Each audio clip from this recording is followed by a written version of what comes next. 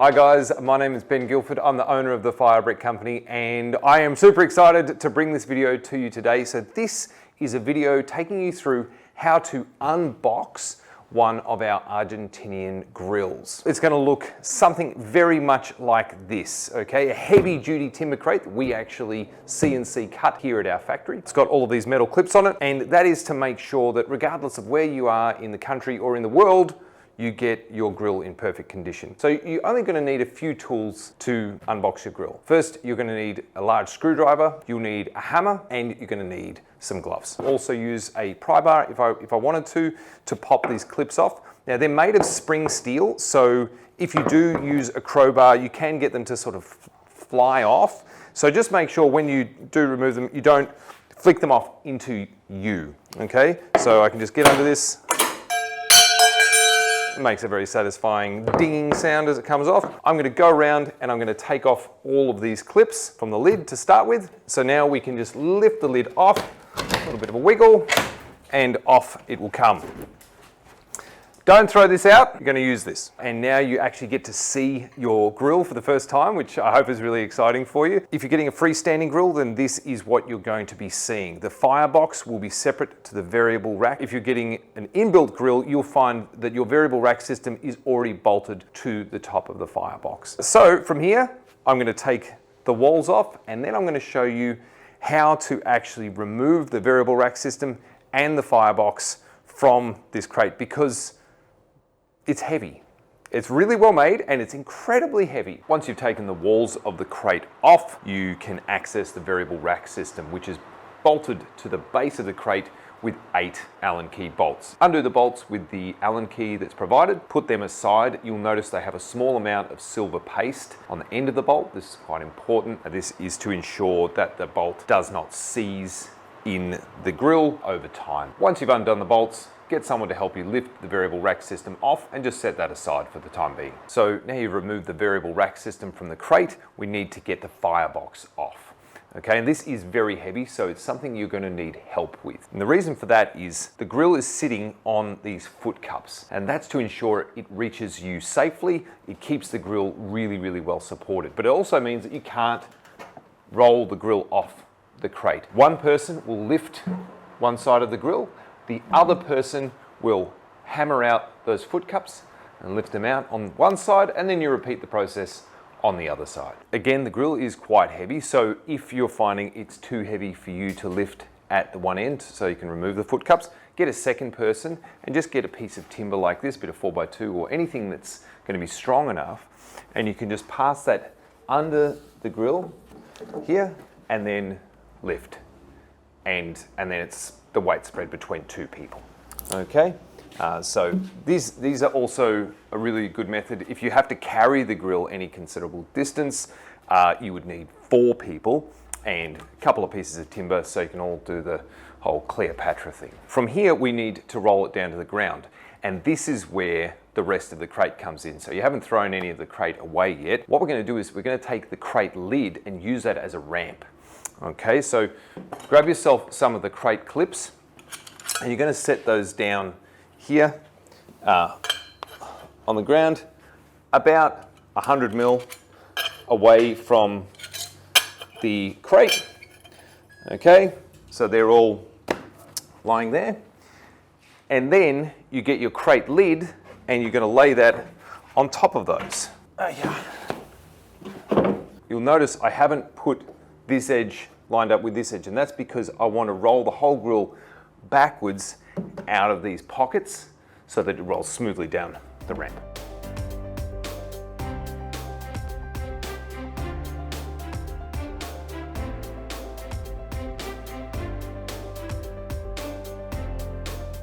So from here, you want to unpack your grill before we peel off the plastic protective film.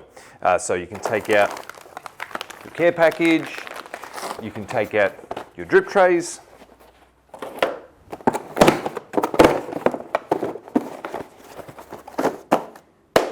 and then we get to the round bar grill surfaces. Now these are wedged in very tightly into the firebox here. That's actually very important. We actually use these to help support the Firebrick for transport so they don't rattle around too much. Okay, so what you want to do is get a carton cutter, a knife of some kind, cut these boxes open and take the round bars out. All right, now the fun part. You're going to peel the protective film off your grill. And there's a couple of reasons we leave the protective film on the grill. The first is when you're getting the grill off the crate and you're getting it into its final resting place, you're going to be handling it quite a lot, pushing it, lifting it, and there's a good chance that if you had all the film removed, you might actually scratch the brushed stainless steel, because it is quite easy to scratch it.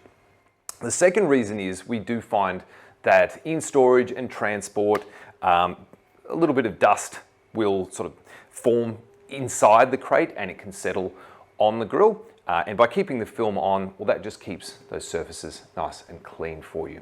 Okay, and it is actually quite satisfying to peel the film off and see that beautiful stainless steel underneath. You may find when you get your grill that one of the panels has already been peeled, and that will just be because we may have found a tiny scratch in the plastic. And to make sure that that scratch hasn't transferred through to the panel underneath, we'll peel that panel for you just to check that. You've got your plastic scraper, and this is just to tease up an edge so that you can start to peel. The reason we use plastic is so that it isn't going to scratch the stainless steel underneath.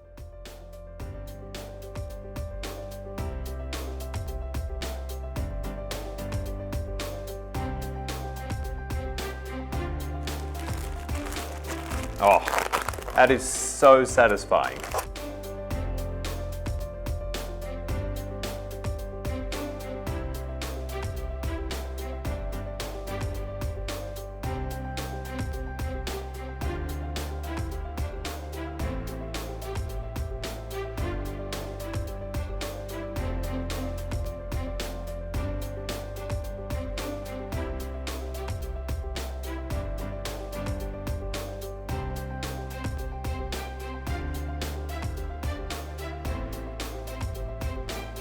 Now, do also check the logos and labels for any plastic on those. Just a note as you're peeling, don't worry about leaving fingerprints on the surface because we've got a very special cleaner that's going to help with all of that. And don't worry about any of these markings that you find as you remove the film, because the cleaner that we've got is incredible. It's going to remove all of those. All right, before you put your variable rack on, just cut all of the zip ties and then lift off the optional rack and the V-bars, and that's just going to lighten the load and make it easy to install. You'll also find some plastic film on the V-bars themselves, so make sure you peel that off before you use them. Give them all a really good scrub before you cook on them, because, well, we've been handling them, and you'll also find some welding marks on the back. You can give that a scrub and remove any of that black soot.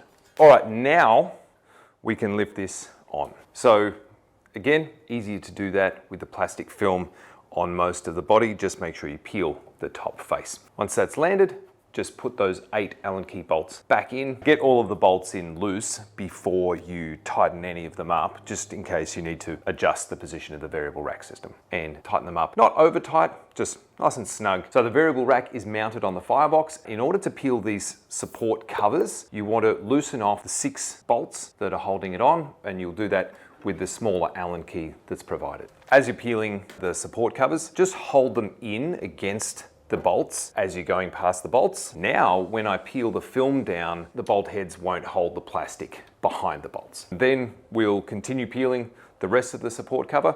There's also bolts in the back of these uprights, that's to hold the windshield, so you'll just need to loosen those off by one turn. Once you've finished peeling the film off your grill, just do one final check over the whole thing just to make sure you haven't missed any little bits. Now we just retighten all of the bolts that we loosened earlier. Now the final step, and that is to clean the grill. Where you've peeled the film off, you'll find it's mostly immaculate, okay? But there may be places where you've left fingerprints and areas where we've had to peel the film off as part of the construction process. So we've got this amazing cleaning product from Worth. This stuff is ridiculous. It took us 2 years to find this, and it's amazing. Very, very simple to use. Just spray it over the whole surface and then wipe it off. But the key thing when you're cleaning is to stay with the brush direction. Do not brush across the grain, always go with the grain. I'll say that again. Do not brush across the grain, always go with the grain, because even a soft cloth like this can leave little scratches. The other rule when you're cleaning a grill is to start at the top and work your way down, because the spray from the cleaner will fall on things below it. So as you're peeling the grill, you will notice these lines on some of the parts, and that's actually from our press brake. It leaves these marks on the surface, but this will take them straight off.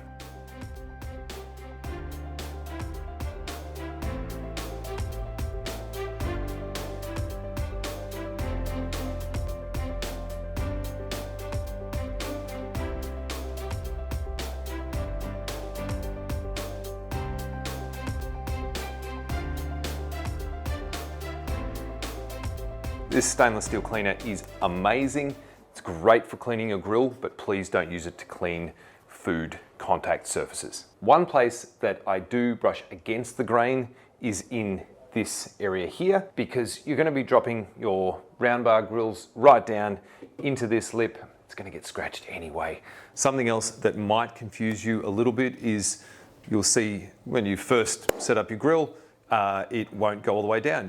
You've wound it down, so you've wound it anti-clockwise, but it won't go down. And that's because of the Inconel springs. Okay, the way we designed the grill is to make this hand wheel as smooth and easy to use as possible. So your variable rack actually requires weight on it to go all the way down to the very bottom. So if we take one of these, pop this on here, and now you see it's allowing me to come much further down. In order to go all the way to the very bottom of travel, I would need 2 cooking surfaces to be on here. Okay, so that's just one of the limitations of the system. It is part of the design. Those springs really make your life a lot easier when it comes to winding it up. There is a mechanical stop at both ends of travel. So if you wind the hand wheel and you continue winding anti-clockwise, going down, eventually it will come to a point where it will stop. You have to wind it quite a long way, and you'll hit a stop, and that's telling you, hey, don't wind any further. Clearly nothing's happening. You're winding the wrong way. Okay, so we wind clockwise to go up, anti-clockwise to go down.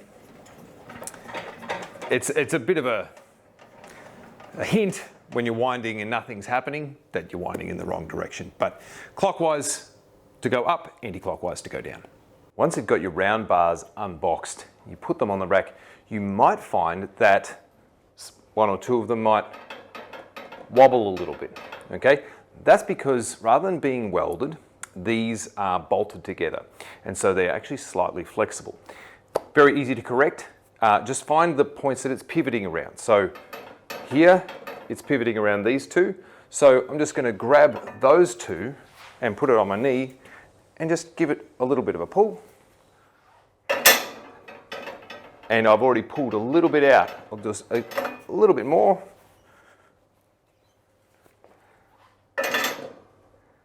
And there it is, done. Okay, so you may find that you have to go backwards and forwards a little bit to get them perfectly square.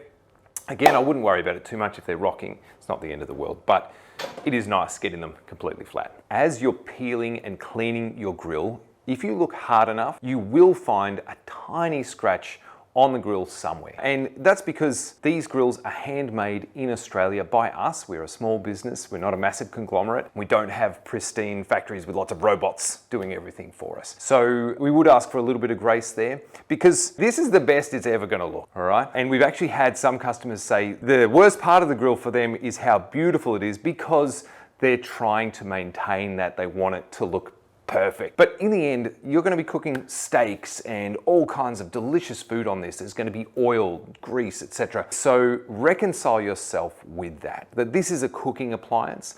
It's not a sculpture. So please enjoy it, but don't let it rule your life. On that note, there is a small scourer in the kit. If you do scratch, say, one of the front panels or something like that, then you can use this to brush a light scratch out. I would not actually recommend you use this unless you really feel you need to, okay? Because it's very hard to match in an area that you've scoured with the factory finish. Again, little scratches and things like that, it's all part of the character of your grill, because this is something you're going to hand down to future generations. This is not something that ends up on the nature strip in a few years' time. This is a handmade product that's designed to last for decades. While the stainless steel will be completely unaffected by the rain, the lining of the firebox is refractory. So you have refractory brick backed up by refractory insulation. Both of those materials are very, very porous. They will soak up water and hold it like a great big sponge. Okay, so if you just leave your grill out in the rain and let the firebox get wet, it's going to hold that water. Small amount of water, not a problem. The next time you fire it up, that'll just get driven off. If you allow your floor to get completely saturated and then you get a big fire going in your firebox, you do run the risk of a burst of steam in the floor of the firebox, and that's something we really want you to avoid. Now, it's not the end of the world if it does get wet and you feel it's gotten quite wet. Just get small fires burning in there, be it firewood or charcoal, to slowly dry your grill back out. Just don't go straight to a massive firing straight away. Hope you've enjoyed this video. Next step from here is to actually start cooking on it. That's really simple. Just get some fire lighters, put a few in the base, and then light each one and pile some lump charcoal over the fire lighters, and in about 45 minutes to an hour, it'll be at full temperature and ready to cook on. Okay, but part of the fun of having a grill like this is to learn how to cook on it. If you want to use wood, absolutely, go nuts. Just cut that wood down into small pieces about wrist size or thereabouts, so they burn nice and quickly and give you those embers that you're wanting. But if you have any questions, as one of our customers, we really care about you. So if you have any questions at all about your grill, please just pick up the phone or send us an email and we'll be very happy to help you.